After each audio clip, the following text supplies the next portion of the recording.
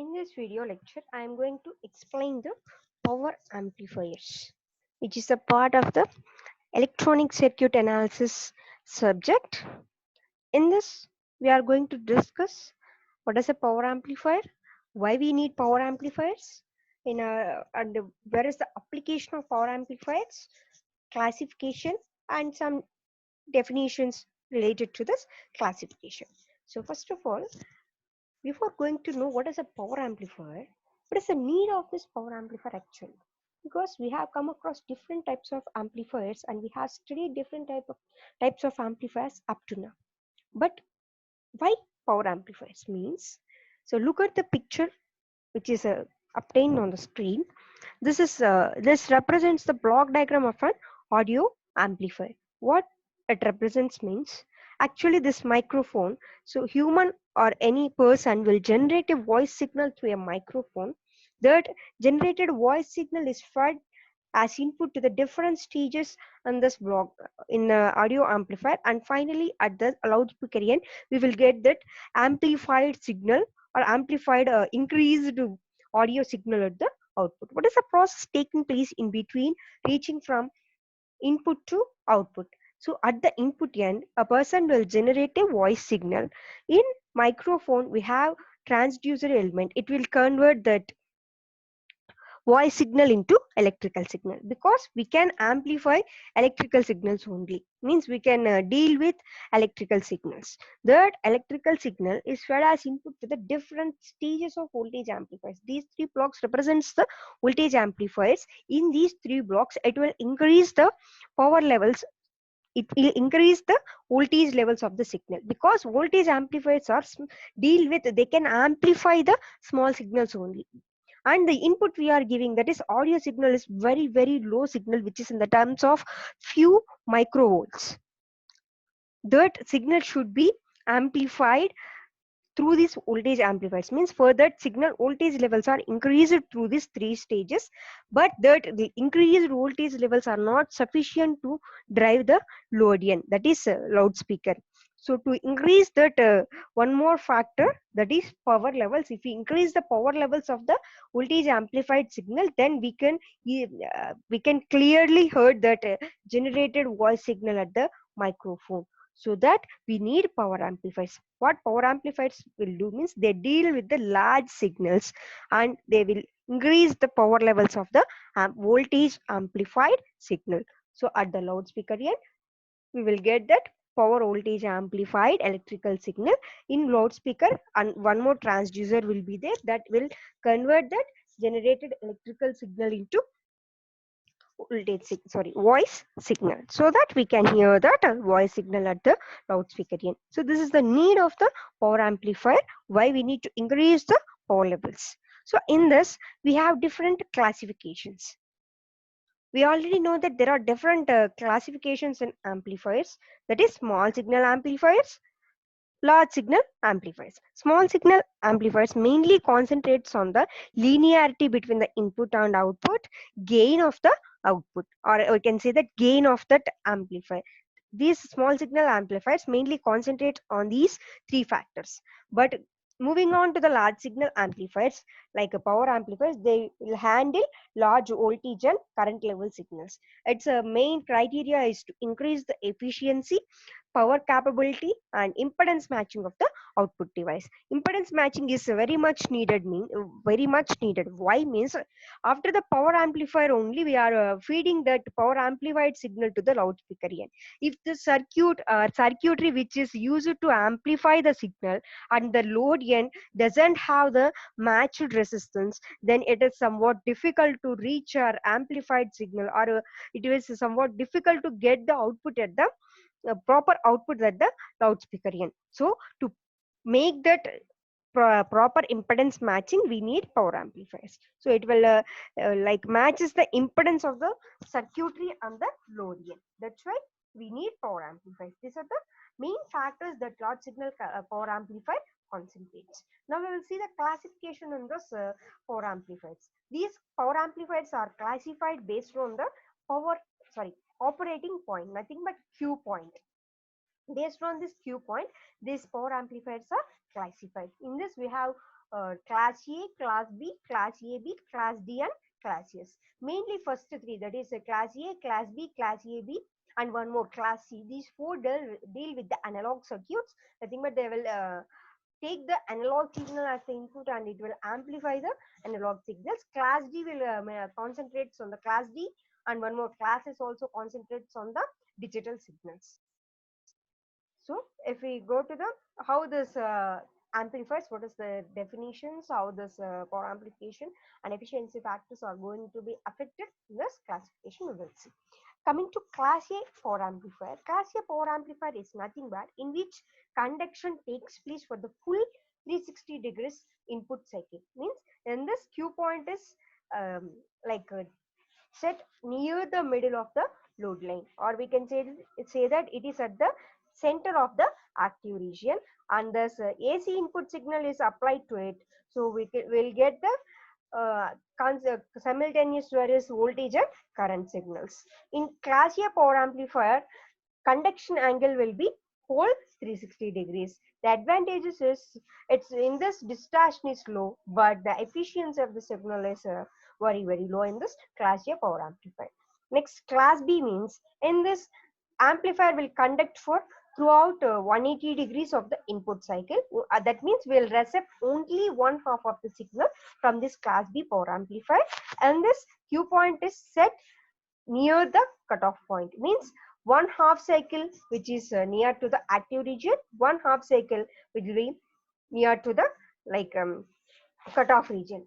In this, input is applied in this class B, and output will be appeared only for 180 degrees phase, 180 degrees signal only. We will get only one half of the signal in class B power amplifier. The advantage of class B power amplifier is the main problem which we have faced in class A is efficiency. That efficiency factor is increased in class B power amplifier, but one type of distortion is getting introduced into the output signal. That I will later on discuss what is the distortion, how we can remove that. And one more is class A. This is the better compromise between class A and class B. It will take the disadvantage, that is efficiency factor in class A, and one more disadvantage in class B is the distortion. To compromise these two factors, so we will go for class AB operation. In this, conduction angle will be less than 360 degrees and more than 180 degrees. Means it will conduct in between 180 degrees and 360 degrees. And here Q point is located between the midpoint, that is active region point and cutoff point. In these 2 points, in this two regions, this Q point is set in class AB. This is about class AB, and class C is and this like efficiency factors are very much high, but we will get very in the factor of amplification, it is very poor. Amplified levels are very poor in class C because it will conduct less than half cycle. That is, if we consider 180 degrees is the half cycle, it will conduct for less than 180 degrees, and Q point is located below the cutoff level. That is a problem in class C. That's why in many circuits this class C power amplifiers are not used. And I already discussed class D, which is used for digital signals. In-depth analysis and in-depth working of class D we will see in next lecture video. Now we will move on to the class A power amplifier. In this class A power amplifier, as I already discussed, output conducts for full 360 degrees. Look at this picture. We'll have two graphs. This is the input signal we are applying, and this is a full cycle output we are obtained at the output here. This is a power level. This is a class A DC biasing voltages, and this is a full 360 degrees output swing. This is point where the Q point is located in the class A power amplifier. And this DC load line here in this DC analysis, this DC load line indicates us this maximum and minimum of the applied DC power supply. And here Q point is set at the middle of the DC load line so that AC signal can swing for full cycle. This is about a class A power amplifier graphical representation. Now moving on to the class B. as I already discussed that class B power amplifier output only conduct for 180 degrees, and in one half of the signal only we will get only one half of the AC input signal. Here Q point is located near the cutoff region. That means 0 volts. So that AC signal can only swing for one half cycle. This is the output graphical representation of the class B power amplifier. This is we will get only for 180 degrees output swing. Next one is class A power amplifier. Here Q point is set in between the active region and the cutoff region, such that we can balance both the disadvantages which are arised in class A and class B power amplifiers. And here conduction angle will be between 180 degrees and 360 degrees of the AC input signal. As I already discussed, it is a very much compromise between the class A and class B power amplifiers, and here efficiency factor also increased, means which will like the efficiency will be enough to get the output.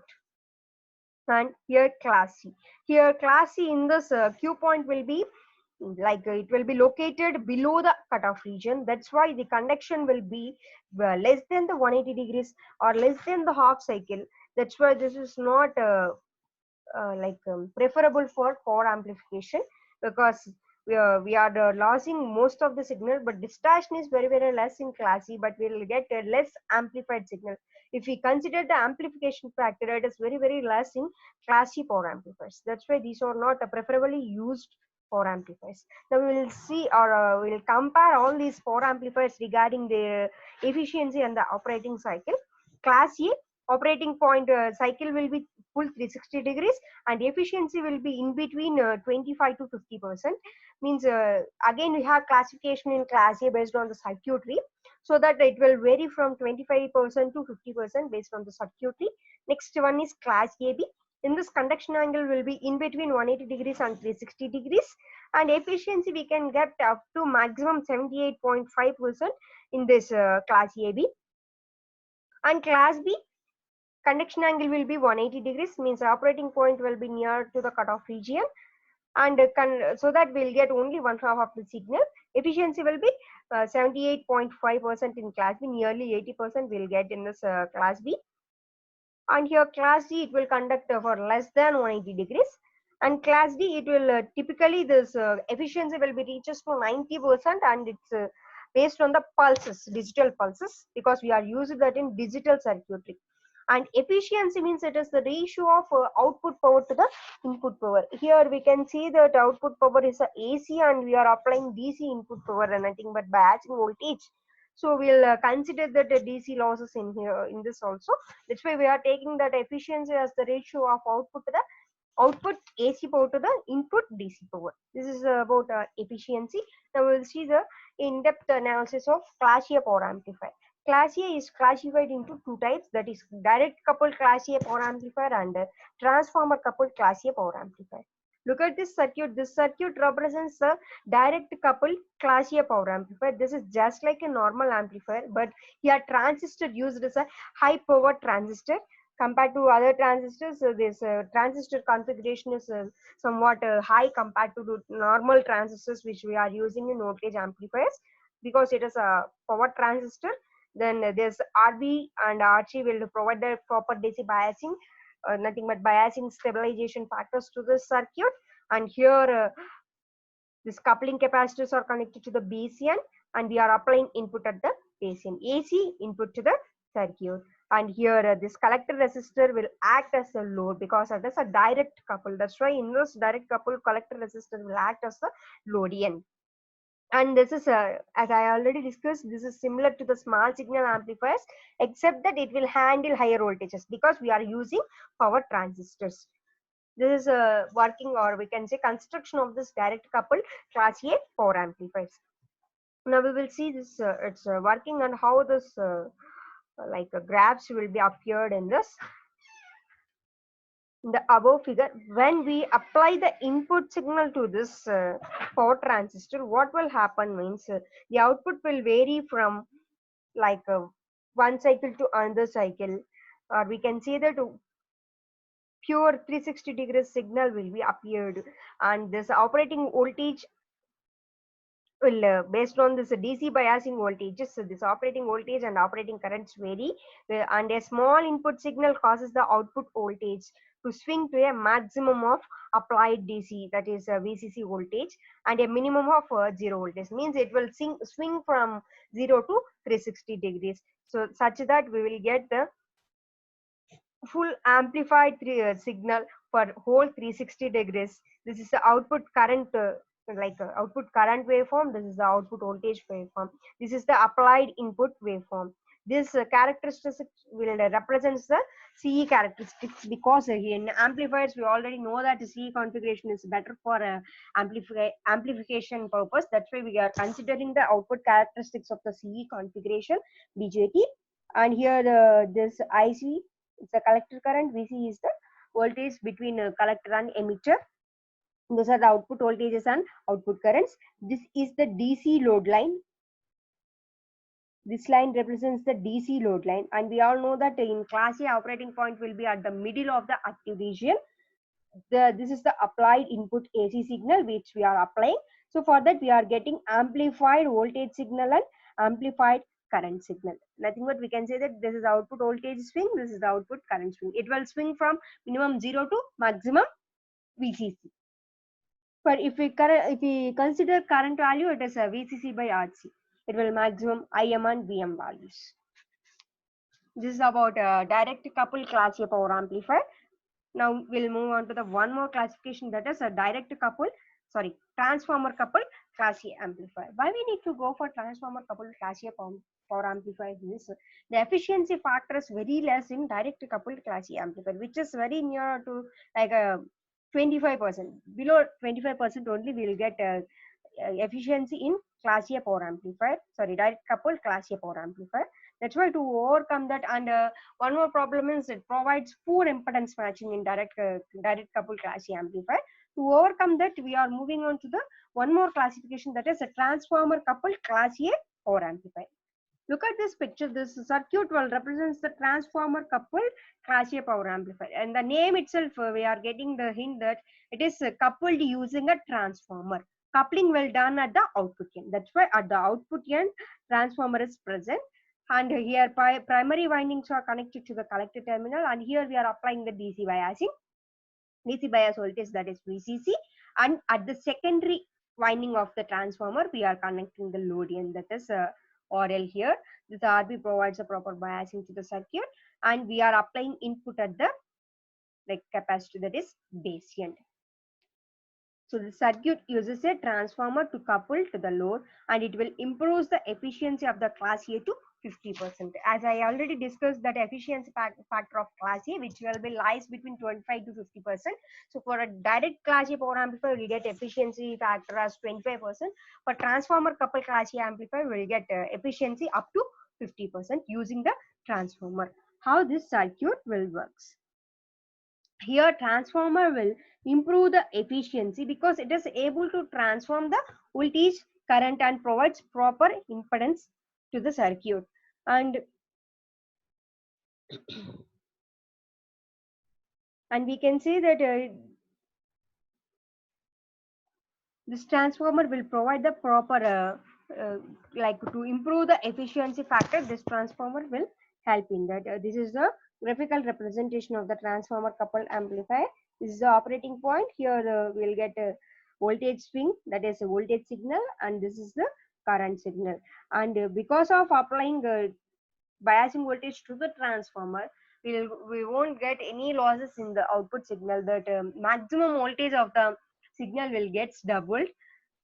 That's why we'll get the efficiency as 50%. DC load line means, as in all class A amplifiers, the Q point is established close to the midpoint of the DC load line, such that DC resistance is small, which is ideally 0 ohms we can see, and the DC load line is a straight vertical line. But AC load line is at saturation point is, and cutoff point is at V2. That's why it will increase the maximum output swing, and it will improve the minimum and maximum values of the current and voltages. So that's why efficiency will get increased in transformer coupled class A power amplifier. But The main disadvantage here is a circuit is very complex because of using transformers. It is very bulk and expensive compared to direct coupled class A power amplifier. To overcome this disadvantages, we will move one more classification, that is class B. Here we can say that push-pull class B power amplifiers. So here push-pull means it will we already know that conduction angle will be only one half cycle, that is 180 degrees. So to if you want to reset one more half cycle at the output end, we need to we need to build some other circuitry which can help to uh, retrieve the whole signal at the output end. This will be done by push-pull amplifiers. What push-pull amplifiers will do means it will one transistor will push the we can say here we will take two transistors. This one half circuit will recept one half of the signal, and another half circuit will recept one more half cycle. Because in class B we are facing the problem is it will conduct only for one half of the input signal, remaining half we are losing that. So to retrieve that signal, we are using one more we can say one more circuitry, one more half circuit which can accept the remaining lost signal or the distortion which are added because of losing the one more half cycle, so that using this connection we can retrieve that signal. In class B, the transistor is biased just off. The AC signal turns on the means when we apply the AC signal, transistor will get on. This transistor will conduct only for one half of the cycle. In order to get the full cycle of a out of a class B power amplifier, we need two transistors, a NPN transistor that provides the negative half cycle of the AC cycle, and PNP transistor which provides the positive half cycle, so that we can retrieve the whole signal at the output end. Here this is the transformer coupled push-pull class B power amplifier. In this we are connecting two transformers, but one is input transformer, one is load transformer. This input transformer is also known as drive transformer, because this transformer will drive this circuit, and we are applying biasing voltage at the center tapped connection. This two resistors will provide the proper biasing supply, proper biasing to both the Q1 and Q2 transistors. The center tapped transformer on the input produces opposite polarity signals to the two transistor inputs. And one more point is the center tapped transformer on the output combines the means this center tapped connection will combines the two half cycles of the AC waveform together. What will happen means if we consider its operation during positive half cycle of the AC signal, this Q1 transistor will get on, such that we will get positive half cycle at the output end. We can say that Q1 is on and Q2 is off. Let us consider this point as X and this point as Y. This X point means when we during positive half cycle, this X point will positive and Y point will negative, so that Q1 transistor is on, Q2 will be off. Q1 will conduct during this positive half cycle, so that we can recept a positive peak at the output end, or we can say that the conduct one half of the signal is recepted at the output end. And during negative half cycle of the AC input, transistor Q2 will on, because this X point will become negative and Y point will become positive, such that this Q2 transistor will on and Q1 transistor will off. This will conduct for the negative half cycle, so that we will recept the signal at the output end. And this load transformer will combine that both positive peaks which we get through the conduction of Q1 and Q2. That will this transformer will combine that, and we will get that full recepted signal at the load end. And this is about working of class B power amplifier. But one problem in this class B power amplifier is the switching times. We all know that transistor will have two junctions. One is collector based junction and one more is emitter based junction. So when these junctions becomes forward biased, and based on their biasing only, this transistor will on and will conduct.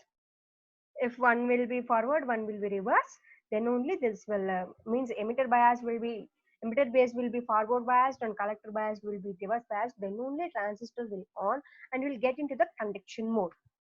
So to reach that it needs to the applied voltage or that applied AC signal must exceed the cut-in voltages of these two junctions, then only the transistor will on. So the switching period between this Q1 and Q2 means in positive cycle we can say that Q1 is on and Q2 is off. That if Q1 wants to on, it needs some time, because when the applied positive signal, positive half cycle exceeds that cut-in voltages of emitter based junction and collector based junction, then only Q1 transistor will get on or will enter into the conduction mode. Similarly for Q2 transistor also, before the Q1 becomes off, Q2 needs to on. There is some duration between at one point of time we can say that both the transistors are off, but during this period we are losing the some part of the signal, and at that time there's some unwanted signal or distortion gets added to the original signal. That is nothing but the crossover distortion. This is due to the switching period or on and off of the transistors. The time taken for the on and off transistors losses the some portion of the signal, and here distortion gets involved into the signal. That type of distortion is nothing but crossover distortion. Observe this graph. This is the switching time between Q1 and Q2. In this period, we are losing some portion of the signal, and this crossover distortion is getting involved into this signal. To overcome this, we need to use some thermal stabilities, thermal runaway concepts, or we can say that some types of reactions we need to use to overcome this problem. That is a crossover distortion. This is due to switching period between Q1 and Q2. If we provide proper like a switching times for this Q1 and Q2 transistors, means the signal which is lost due to this switching times, if we provide some more biasing circuitry for this class B power amplifier, we can overcome that crossover distortion. That can be done using complementary symmetry for class B power amplifiers, that we will discuss in next lecture in detail analysis of complementary symmetry, how that AC biasing will be balanced, and how this problem of a crossover distortion will be overcome. We will see in the next lecture. And one more concept is distortion, which is happened in the amplifier. So we can see that amplifier distortion. What actually the distortion means, if we are losing some portion of AC signal or some non-linear signals gets involved into the original signal, that is nothing but a distortion, or unwanted signal is nothing but a distortion. If the output of an amplifier is not a complete AC sine wave, then it is distorting the output. Means amplifier is non-linear. This distortion can be analyzed using the Fourier analysis. In this Fourier analysis, any distorted periodic waveform can be broken down into a simple frequency components. These frequency components are known as harmonics, and the first harmonic is nothing but fundamental frequency, and harmonics are nothing but integral multiples of fundamental frequency. What a fundamental frequency means, the first order harmonic is called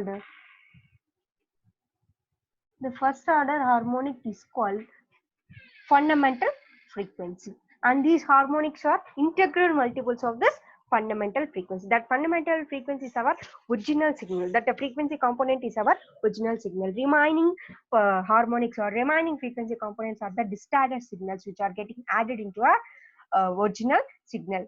This can be analyzed using the Fourier analysis.